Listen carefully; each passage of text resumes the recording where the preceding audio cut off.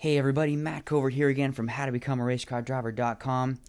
I'm going to start this video a little differently. I'm going to go ahead and put the subscriber link right up here, and I'm going to leave it up here through the whole video because I think this one video is the most valuable one that I've made yet, and I just want to give you a link to subscribe and never miss another video like this ever again. Super valuable content, so let's get right on into it.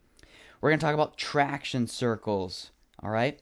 And this is one of my favorite concepts because it's going to totally blow your mind wide open. Okay? If you haven't seen the traction ratios video, that's kind of a precursor to this one. So go back and watch that one before you get into this.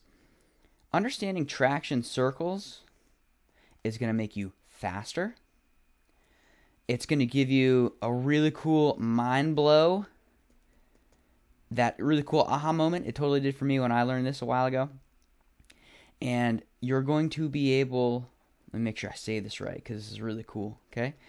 You're going to see why tires can produce more grip under combination forces than they can in any one direction.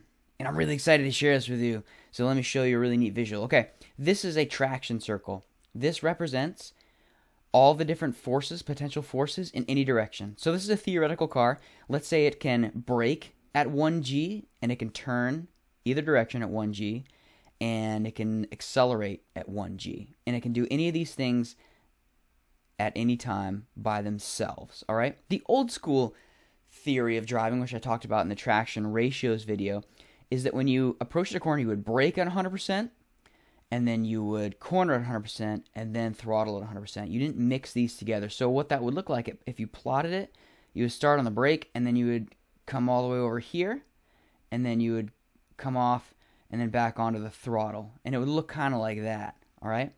The actual fastest way is to mix these forces together. So you're braking into the corner, and then you're trading off forces as you're cornering, and then you're trading off forces again as you're under acceleration. I want to show you why that's faster. Let's make a plot here. So let's say that going into a corner, you've started to turn in, and you release the brakes to about 0.8 G. So you're not using the whole force, okay? And you're also trading off some of this braking force for cornering force. Let's say you use half a G of cornering force.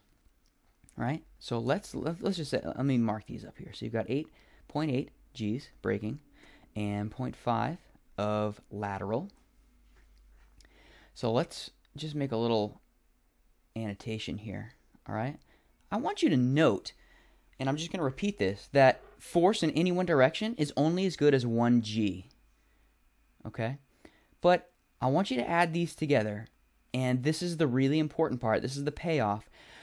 You'll notice that when combining forces, you're using total force of 1.2 Gs, which is higher than than a tire can produce in any one direction. So by combining these forces, you're really tapping into a really bizarre mathematical anomaly that allows you to corner at a higher rate than you can in any one direction. And that's why it's faster to mix these forces together. I'm super pumped about this concept. I really ran with this and implemented this into my racing program a while ago, and it really paid off. It really is amazing, all right?